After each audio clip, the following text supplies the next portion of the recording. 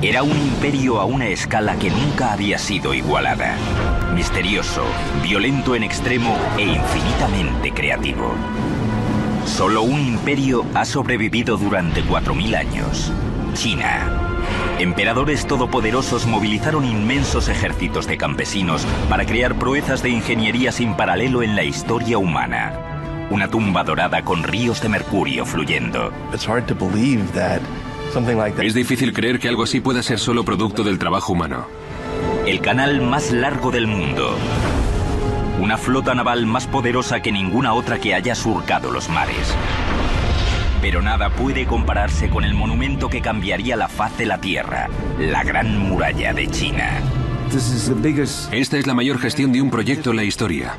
Y sin embargo, dinastía tras dinastía, consumidas por la vanidad y la avaricia, serían derribadas del poder cuando el pueblo se levantó y la opresión se convirtió en destrucción.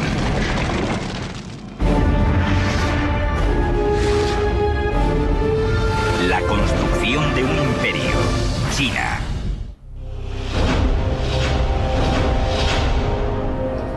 En el amanecer de la civilización los chinos estaban ahí y aún siguen aquí. Hola, soy Peter Weller.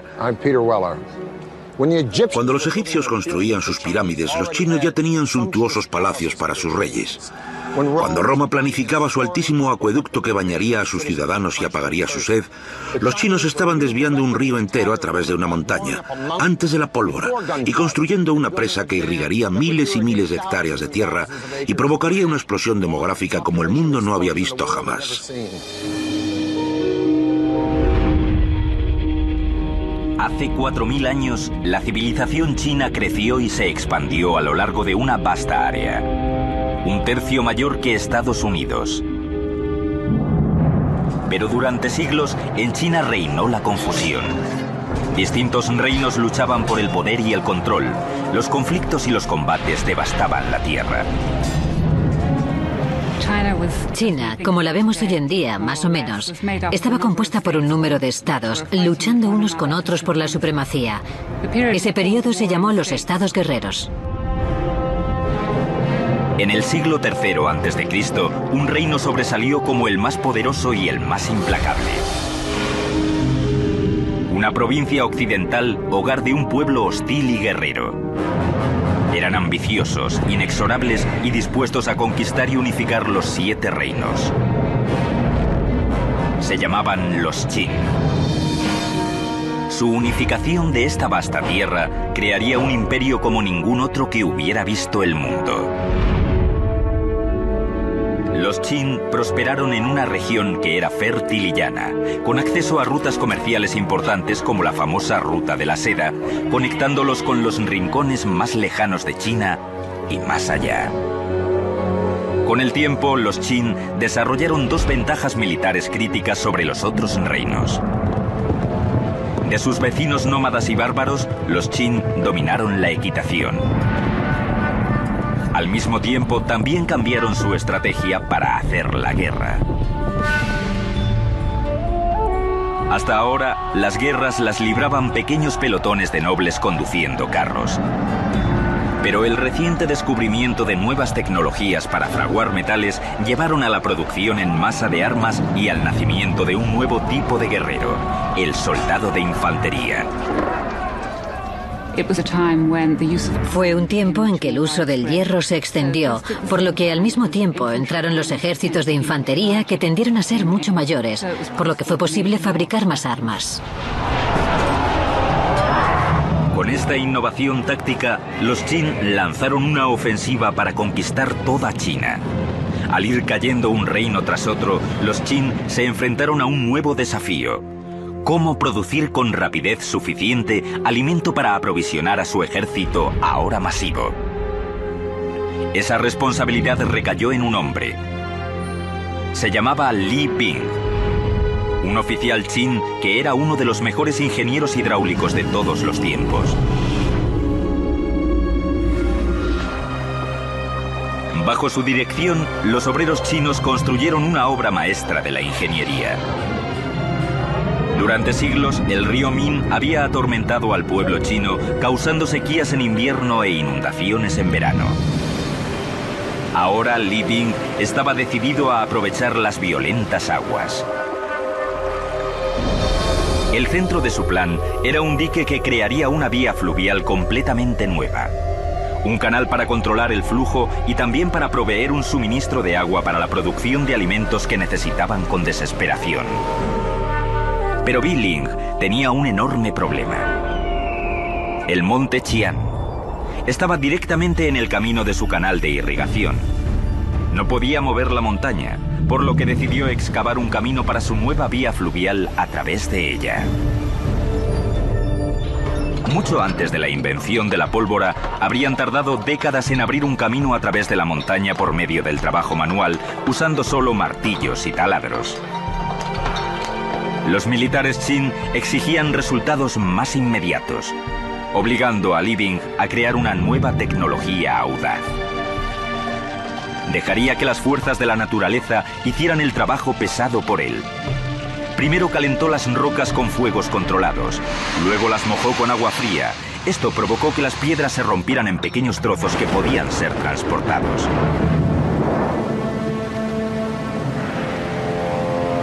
Ocho años después de empezar, Li Bing había abierto un canal de irrigación a través de la montaña. Ahora tenía que construir el enorme dique que desviaría las aguas del Min hasta el nuevo canal de irrigación. Llevaron al lugar miles de trabajadores que trabajaron con nada más que músculos y escoplos excavando la tierra. Y es algo extraordinario que Li Bing pudiera diseñar un dique que regulara las violentas aguas del Min según la estación. En verano se podía desviar más agua al canal de irrigación para prevenir las inundaciones a lo largo del río. En invierno, las proporciones se invertían, dirigiendo más agua hacia el río para evitar la sequía. Al irrigar una vasta extensión del territorio Qin, el dique de Li Bing provocó una explosión demográfica masiva. Y los militares tuvieron una nueva base para lanzar ataques en el territorio enemigo. El estado de Qin se estaba convirtiendo en una fuente de energía. Utilizaron la riqueza creada por la agricultura y la fuerza creada por los militares para unir toda China. En el 247 a.C., esa tarea recayó en el nuevo emperador de los Qin, un niño de 13 años llamado Jin Cheng. El joven gobernante asumió el poder con su madre actuando como reina viuda.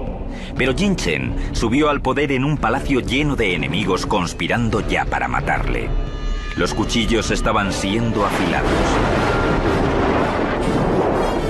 En lo alto de la lista de aquellos que le querían muerto estaba su propia madre, quien ahora tenía un amante y dos nuevos hijos que quería en el trono. A la edad de 22 años, Jin Cheng descubrió su intriga para hacerle asesinar. Desterró a su madre e hizo matar a sus dos hermanastros y al amante de ella. Su autoridad ahora era absoluta. Con el trono asegurado, Jin Cheng envió a sus ejércitos a acabar el trabajo de unificar toda China. Solo un reino se interpuso en su camino. Los llamaban los Chu. En el 238 a.C., los Qin lanzaron una guerra a fondo contra los Chu en un conflicto que duró obstinadamente 15 años.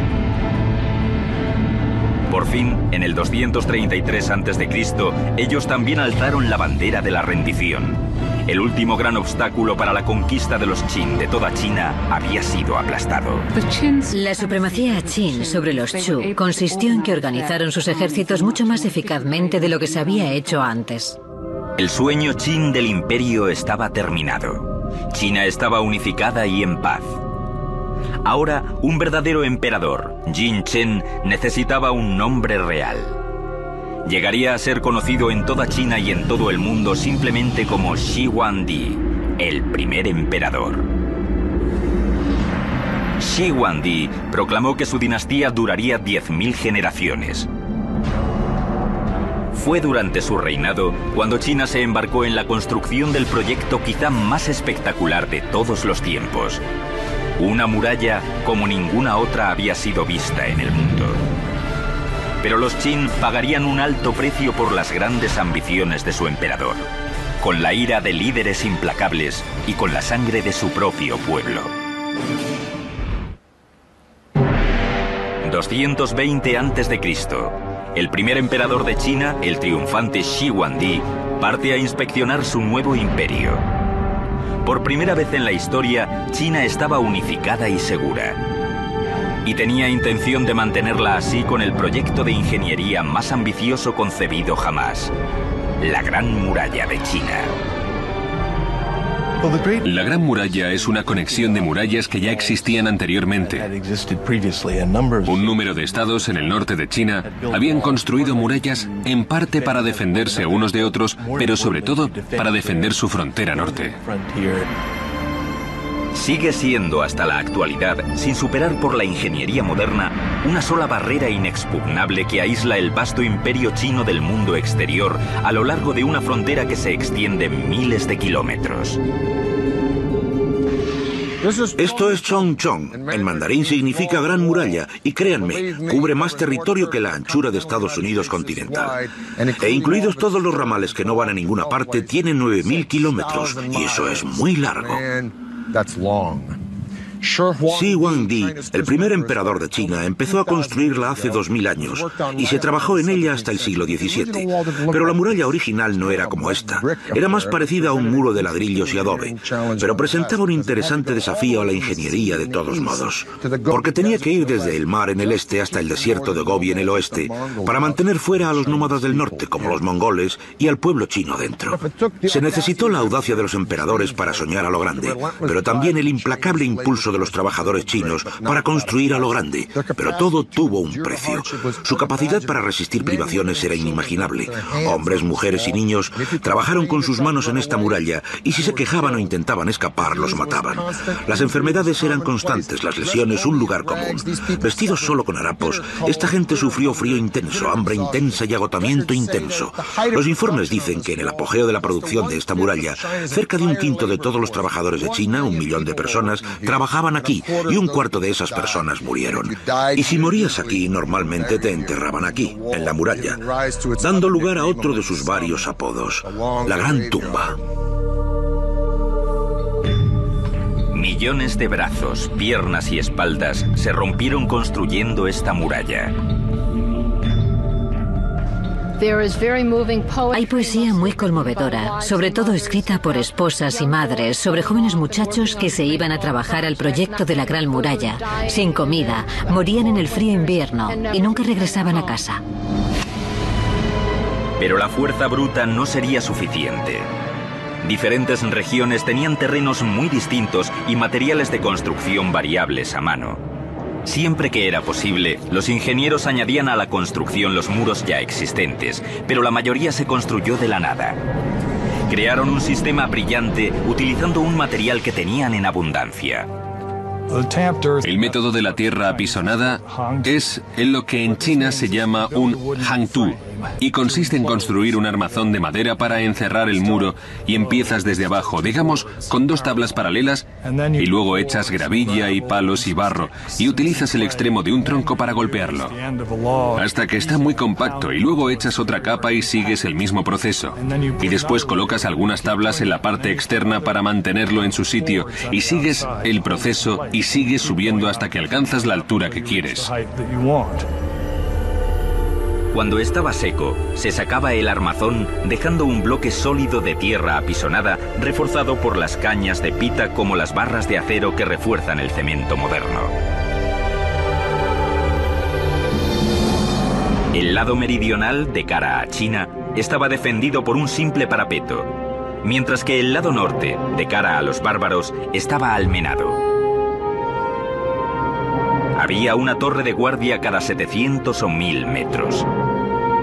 Un camino pavimentado a lo largo de la cima de la muralla para las tropas e incluso los carros, haciendo de ella una eficaz ruta de comunicaciones, sobre todo para los soldados estacionados en cada torre. Pero como obra de ingeniería militar, la muralla solo tuvo éxito en parte. Una muralla existe para que la defiendan, pero a largo plazo la muralla no era muy defendible. Los nómadas podían atravesarla y rodearla o entrar por medio de sobornos. Pero la Gran Muralla no se diseñó solo para mantener fuera a los bárbaros. También era una línea divisoria simbólica encerrando dentro a los chinos.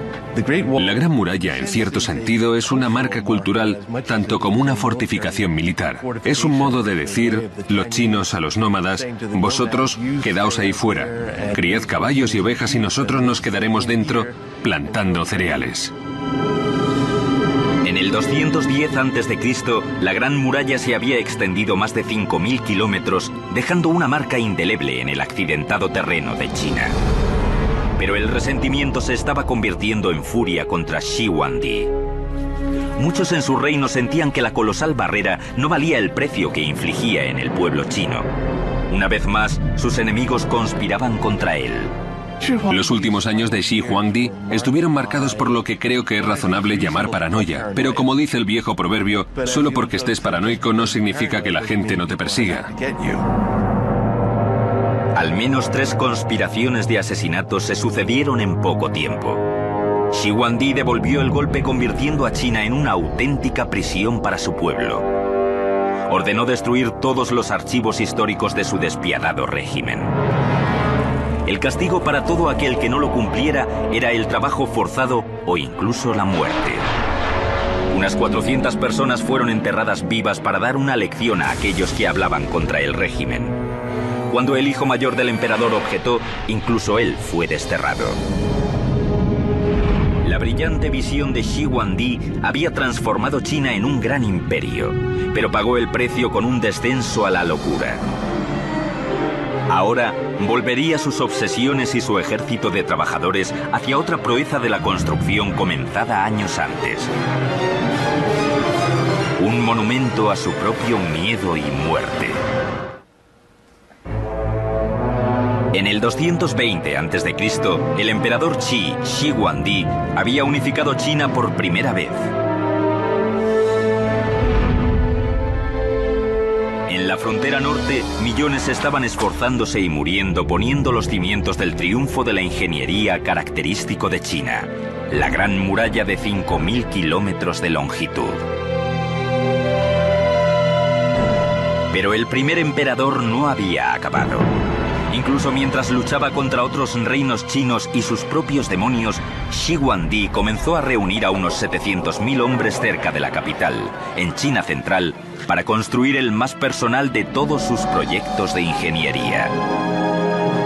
Una tumba épica que había comenzado a planificar a la edad de 13 años. Era un proyecto monumental que requería el trabajo de miles y miles de personas durante mucho tiempo. Por su diseño era la tumba mayor y mejor que China había conocido. En 1974, unos granjeros excavando un pozo se encontraron cara a cara con un antiguo guerrero chino. El misterioso cráneo de terracota demostraría ser la puerta de entrada a uno de los grandes descubrimientos arqueológicos de todos los tiempos. El montículo es enorme. Siempre se supo que ese montículo era la tumba del primer emperador. Lo que fue una total sorpresa fue el ejército de guerreros de terracota, como a 1 kilómetro al este de la tumba que, al parecer, protegía el acceso a la misma tumba. Temporada tras temporada de excavaciones desde 1970 han dado como resultado más de 5 grandes fosos. Los rostros, ropajes y armaduras individualizados sugieren que cada uno de estos guerreros fue moldeado de un individuo vivo diferente. La precisión y el detalle de las esculturas, la cocción de la arcilla, no tienen parangón hoy en día. Estos guerreros son un logro colosal y algunos creen que el hallazgo arqueológico más grande del siglo XX, pero son solo la punta del iceberg, porque este ejército fantasma solo servía como un destacamento de guardia para una proeza de la ingeniería tan fantástica como el mundo no había conocido, la opulenta tumba de Shi Huangdi. Cada estatua mide entre 1,72 y 2,30 metros de altura, gigantes para su tiempo. Algunas pesan más de 270 kilos, pero fue la terracota misma la que dejó estupefacto al equipo que excavaba el yacimiento. La arcilla tenía una dureza superior a nada que hubieran visto antes, indicando que los artesanos de Shi Huangdi habían desarrollado una nueva tecnología revolucionaria. Hornos de fundición que cocían las estatuas a temperaturas de más de 1090 grados centígrados. Los arqueólogos por fin descubrieron 3 enormes fosos llenos de un ejército de terracota protegiendo la tumba del primer emperador. Un solo foso contenía más de 6.000 guerreros de tamaño real y caballos en formación de batalla. En un segundo foso se descubrieron 1.300 figuras de las fuerzas militares de élite de Shi Huangdi, incluyendo arqueros, carros y caballería. Mientras que el tercer foso, con 68 figuras y un carro, era el centro de mando de todo el ejército. El cuartel general para la defensa del imperio de Shi Huangdi, incluso en la muerte. La armadura militar es muy específica. Se sabe que la armadura que usaban era piel barnizada. Podemos ver que llevaban abrazaderas en la parte inferior de las botas para ayudarlos a correr sobre el barro. Se ven el tipo de tocados que usan y pueden asociarse a su rango. Muros de 9 metros dividían el masivo complejo que se extendía a lo largo de 7.000 metros en 3 partes.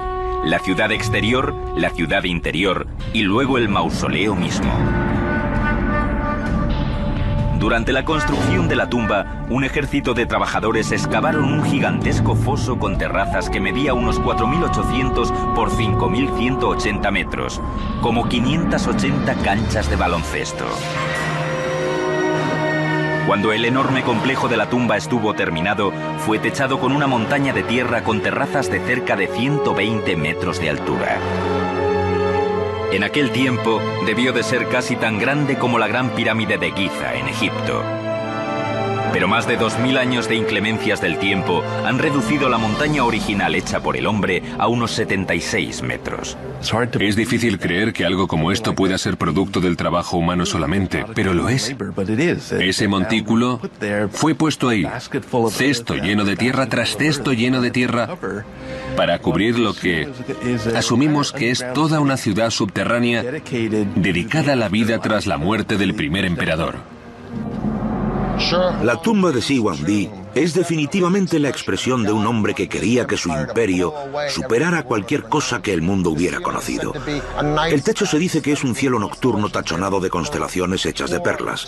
El suelo una completa recreación de su imperio en miniatura, pabellones y pagodas cerca de un río de mercurio fluido. El mismo rey yacía vestido de oro y jade en un ataúd de bronce flotando en una piscina de mercurio. Todo esto es fantástico y alucinante, pero ¿es verdad? Las pruebas científicas han demostrado que los niveles de mercurio son 100 veces más altos de lo normal alrededor de la montaña, y radares que penetraron en el suelo detectaron una sala dentro de la montaña de 10 metros de altura. Por lo que la tumba del emperador quizás sea muy estrafalaria, pero vamos a tener que esperar para averiguarlo, porque el gobierno chino ha decidido no excavar el yacimiento hasta que tengan la tecnología para preservar lo que hay dentro. E incluso entonces, una vez que entren, puede ser un yacimiento muy peligroso. Había corredores y puertas trampa y trampas explosivas que se diseñaban para impedir el robo de tumbas. Asumimos que ya no están operativas después de un par de miles de años, pero seguro que el primero que entre en la tumba tendrá mucho cuidado. Shi Huangdi se había jactado de que la dinastía Qin duraría 10.000 generaciones. Pero solo 3 años después de su misteriosa muerte, el vasto imperio se hundió. El primer emperador pagó un precio enorme por su épico proyecto de ingeniería.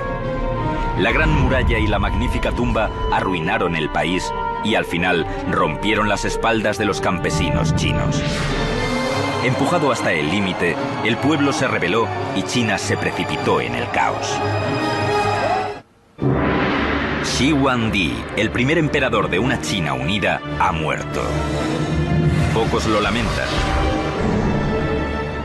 Muchos han anticipado con ansia el fin de la odiada y despiadada dinastía Qin. Una cruel lucha de fuerzas sobreviene por el control del imperio. En una palabra, fue caótico. Rápidamente, tras la muerte de Shi Huangdi, comenzó una guerra civil con varias personas compitiendo por el poder.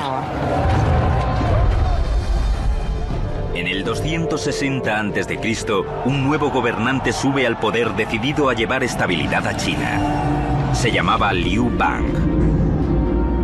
Un antiguo soldado y astuto político que sabía cómo ganarse el corazón y la mente del pueblo. Durante los siguientes 4 años, Liu Bang consolidó su gobierno y reunió al pueblo en torno a él. La paz y la estabilidad volvieron al imperio. Pero cuando murió, en el 195 a.C., había comenzado una dinastía que prosperaría durante cerca de 4 siglos, la Han. Los Han se embarcaron en una campaña de construcción de murallas incluso más grande que la de Shi Huangdi. Extendieron la Gran Muralla mucho más allá hacia el oeste y establecieron una serie de guarniciones y de torres de vigilancia que protegían las rutas comerciales hacia Asia Central durante cientos de kilómetros al noroeste de la capital. Los Han construyeron sus fortalezas a intervalos más cercanos que las dinastías anteriores, una cada 5 kilómetros.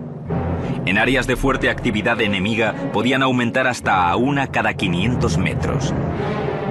Los soldados Han tenían 3 misiones críticas a lo largo de la muralla: defenderla contra invasiones, reunir inteligencia militar sobre la actividad enemiga y mantener las vitales almenaras de señales acondicionadas y aprovisionadas con carburantes para fuegos. Las torres de señales de la dinastía Han incorporaban varias clases de alarmas. Las banderas y el humo solo se usaban durante el día. Las antorchas solo se usaban durante la noche. Grandes hogueras y tambores se utilizaban en cualquier momento. Inventaron complejos códigos para estas señales, pero igual que los códigos modernos de hoy, todos eran clasificados como máximo secreto y desconocidos para el pueblo. Desde alrededor del año 200 a.C. al 200 después de Cristo, justo hacia la época en que Roma se estaba disolviendo como república, solo para renacer como un imperio que devoraría y transformaría el mundo occidental, China era un imperio que estaba consumiendo y transformando el este. Durante la dinastía Han, la población de China creció hasta llegar a 50 millones de personas. El imperio llegó hacia el sur hasta Vietnam y hacia el oeste hasta Afganistán. Era enorme. Pero tras 400 años, igual que Roma, la desintegración interna comenzó a ensombrecer sus triunfos militares, y en 184 después de Cristo, una rebelión campesina detuvo en seco a la dinastía Han. Y una vez más, China estuvo al borde del caos.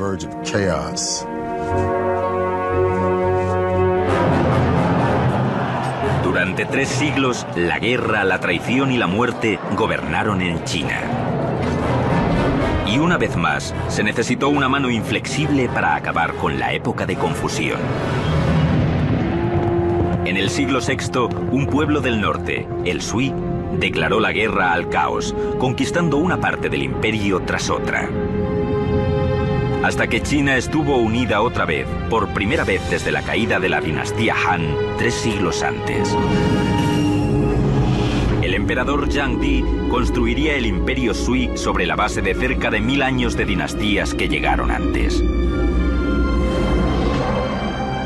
A diferencia de emperadores anteriores que se habían concentrado en fortificar China contra el mundo exterior, Yang Di canalizaría sus energías hacia el interior y reforzaría su imperio dentro de las fronteras.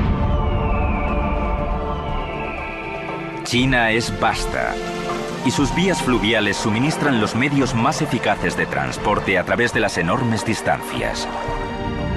2 ríos importantes atraviesan el país de este a oeste: el Yangtze, en el sur, y el río Amarillo, en el norte, pero están a 1600 kilómetros de distancia. China era una casa dividida. Yang Di decidió hacer algo al respecto. Quería enlazar la China del norte y la del sur con una gigantesca arteria central, un gran canal, una especie de vía hidráulica para mercaderes, soldados y ciudadanos. Es muy común en China para construir cualquier proyecto grande de infraestructura. Se buscan vías fluviales existentes y se trata de hallar áreas donde se pueda conectar y enlazar todo el canal. Querían aprovechar la geografía natural. Este proyecto gigantesco de construcción exigiría más de 1 millón de días de trabajo por hombre, la mayoría de ellos excavando. Las condiciones de vida y trabajo eran horribles, duras y primitivas. decenas de miles murieron de hambre, fatiga y enfermedades. Muchos simplemente murieron por palizas de los capataces.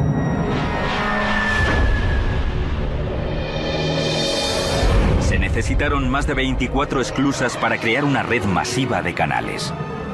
Cada vez que encontramos un canal natural de agua, necesitamos una esclusa para hacer una barrera entre el canal y el lago o el río. Cuando se hace un nivel significativo, tienes que construir esclusas para elevar el agua y los barcos con ella, para que superen cualquier elevación del terreno.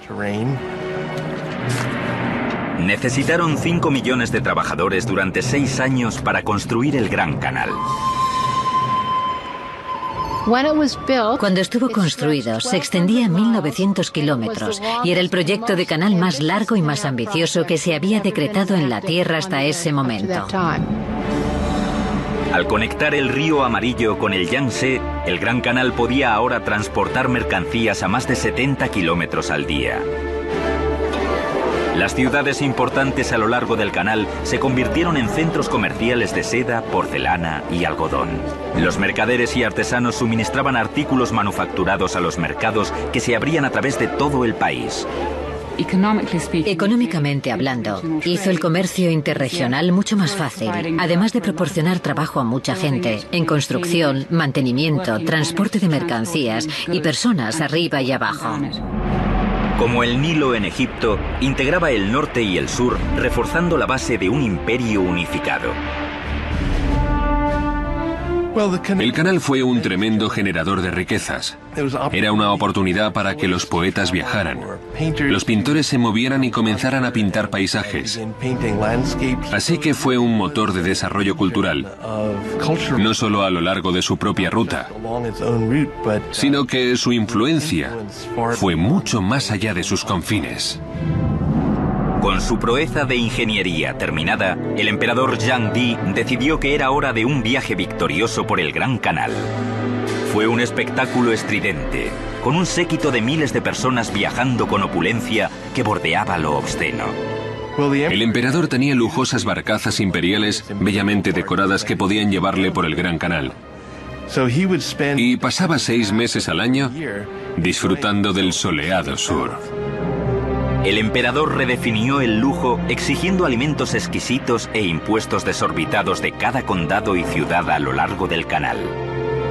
Cuando grandes cantidades de restos de exquisiteces eran arrojadas por la borda, los destituidos que construyeron el canal miraban desde la orilla desesperados. Pero una vez más, un emperador chino subestimó el poder del pueblo. Sus viajes de consumo ostentoso provocaron un sentimiento de ira contra su decadente régimen. En el 618 después de Cristo, el pueblo se rebeló en una serie de sublevaciones campesinas a través de todo el país. Una vez más, el caos consumió a China y pronto alcanzó al palacio mismo. El emperador Zhang Di fue asesinado por sus propios generales y la dinastía Sui tuvo un abrupto final. Pero con el imperio unido de nuevo, el escenario estaba preparado para la Edad de Oro de China. Y por primera vez, los ingenieros de China extenderían el alcance del imperio alrededor del mundo. Hace 6 siglos, una increíble armada de naves chinas cruzaba el mar de China antes de aventurarse hacia el oeste, a Ceilán, Arabia y África Oriental. Era una flota como ninguna otra que hubiera cruzado los mares. Juncos gigantes de 9 mástiles, escoltados por decenas de naves de suministro, botes patrulla y transporte para los caballos de la caballería. La tripulación era en total de 27.000 marineros y soldados. Esta era la famosa armada de la poderosa dinastía Ming. Una proclama para el mundo de que tras un siglo de dominación mongola, China había sido devuelta a sus legítimos gobernantes. Al timón iba un almirante improbable, un plebeyo de la remota provincia de Yunnan que se alzó para convertirse en una de las figuras más poderosas de la dinastía Ming. Se llamaba Xiang Ha. Xiang Ha tenía 11 años cuando su ciudad natal fue conquistada por los Ming. Fue arrancado de su familia, llevado a la corte como regalo para el hijo del emperador y castrado. Los eunucos aparecen a menudo en la historia china y la razón por la que conseguían poder era porque tenían un acceso mucho mayor al emperador y a las mujeres imperiales, porque no constituían una amenaza. Zhang Ha pronto ascendió en rango hasta llegar a ser teniente general del emperador mismo. Juntos trazaron un plan audaz para conquistar los mares. Zhang Ha fue elegido para dirigir una extraordinaria flota de naves. Fue un desafío de la ingeniería como ningún otro que una dinastía china hubiera intentado jamás. Era una persona que definitivamente quería dejar una huella personal en el mundo. Pidió 337 naves de alta mar. 188 naves de transporte de fondo plano adicionales se reconvirtieron para navegar por el océano. Solo para reunir los materiales de construcción, conseguir los artesanos, los diseñadores y todo el resto, y luego construir una flota de 300 naves es extraordinario. La flota británica en el tiempo de Napoleón tenía un límite máximo de unas 100 naves completas en tiempos de guerra. Un ejército de 30.000 carpinteros, fabricantes de velas y obreros vivían en los astilleros trabajando día y noche en la magnífica flota de Zhang Ha. En el centro de este enorme astillero, 7 diques secos de 450 metros se separaron del río Yangtze por presas de 75 metros de altura. Una vez que las naves estuvieron terminadas, las presas se abrieron inundando los diques secos. La nave insignia de la flota era una nave espectacular de 9 mástiles que medía 134 metros de eslora, casi una vez y media la longitud de un campo de fútbol, convirtiéndola en la nave de madera más grande construida nunca. Diseñada para la estabilidad, tenía un fondo plano lleno de pesado lastre de piedras y un innovador gobernalle exterior que podía levantarse para reducir la altura sobre la línea del mar en aguas superficiales. Compartimentos estancos impermeables, inspirados en la forma divisoria de las cañas de bambú, guardaban agua potable y provisiones y mantenían la nave a flote si el casco se rompía. La segunda cubierta tenía alojamientos para la tripulación.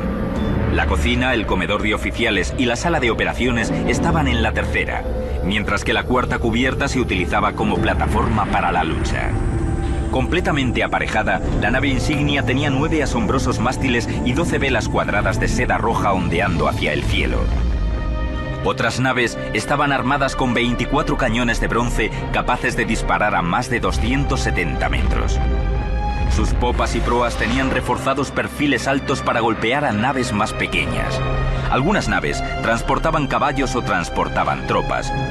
Otras eran tanques de agua fresca cargadas de provisiones para más de 28.000 hombres. Estamos hablando de una flota muy grande. Tenía tantos marineros y soldados como la Armada Española en 1588. Tenía 2 veces su número de barcos. En 1405, el comandante eunuco Zhang Ha zarpó rumbo al mundo. Zhang Ha no era un explorador. Lo que Zhang Ha estaba haciendo era lo que llamaríamos en la terminología moderna proyección de poder. Durante sus 28 años de carrera naval, el almirante Zhang Ha visitó 37 países, viajó alrededor de la punta de África hasta el Océano Atlántico y dirigió una sola flota cuyo número superaba las flotas de toda Europa juntas. Los viajes de Zhang Ha establecieron a China como una superpotencia en los océanos del mundo. Pero en 1433, la era de la exploración china llegó a un abrupto final. Zhang Ha murió de pronto durante una parada en India, y la flota fue llamada de vuelta a China. Un nuevo emperador estaba en el trono. Con una orden asombrosa, cambiaría el curso de la historia de China. A pesar del total dominio de China como potencia naval, la magnífica flota de Zhang Ha fue convertida en cenizas. Este sería uno de los grandes puntos críticos en la historia de China. China estaba lista para hacerse con el control de los mares y colonizar el mundo años antes que los portugueses, españoles, holandeses y británicos. Bajo el nuevo emperador, todas las naves de alta mar fueron destruidas. Incluso los informes de las expediciones de Zhang Ha fueron quemados. La era de la exploración de China había terminado. La puerta abierta se cerró de un portazo. Las naves habían desaparecido y la promesa de poder y conquista internacional había muerto. La razón para esa decisión del emperador sigue siendo un misterio hasta la fecha. 1449. 16 años después de que el imperio se volviera hacia adentro otra vez, el enemigo de siglos de China regresó. Las fuerzas mongolas lanzaron un ataque masivo. Como grandes dinastías antes que ellos, los Ming volvieron a la muralla para protegerse. El resultado sería la hazaña más monumental de todo el imperio chino. Una compleja reestructuración de la Gran Muralla que la convirtió en la estructura colosal que conocemos hoy. Los muros anteriores se habían hecho sobre todo de tierra apisonada. Los muros Ming se construyeron con ladrillo y piedra. Eran mucho más sólidos y esos son los que aún podemos ver en parte en la actualidad. Un mortero tosco de arroz pegajoso y lima quemada creaba un sello entre los ladrillos que rivalizaba en fuerza con el cemento moderno. La construcción de fortificaciones militares en la Gran Muralla llegó a su apogeo bajo los Ming. Se añadieron muros dobles en las zonas militares junto con baluartes, salvoconductos y otros refuerzos. Torres de vigilancia de varias formas y tamaños servían como refugios o sencillamente como puestos de señales a lo largo de la muralla. Las torres de refugio se construyeron lo bastante grandes para almacenar comida y armas y servir como alojamiento para los soldados. Una escalera desde el interior llevaba a lo alto de la torre, con pequeños orificios a cada lado de la muralla para vigilancia. Las defensas generales fueron mejoradas con una variedad de características, incluida la artillería. Los chinos tenían una clara superioridad sobre los mongoles en armas de pólvora. Y mientras la dinastía Ming pudo mantener un ejército lo bastante cohesionado a lo largo de la Gran Muralla, fueron capaces de resistir ataques mongoles individuales.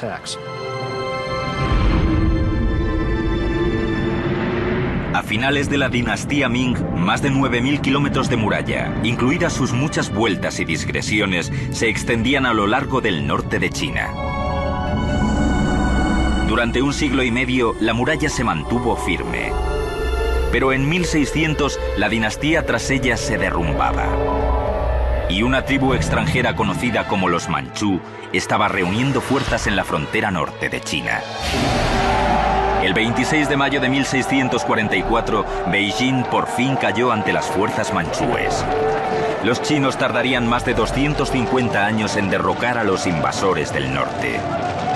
Pero cuando lo hicieron, emergió un nuevo reino chino como ninguno anterior: la China comunista. Nada simboliza más el poder duradero y la imaginación de los chinos que la Gran Muralla. De todas las civilizaciones que han alcanzado la gloriosa cima del imperio, solo una ha evitado el inevitable olvido que sigue.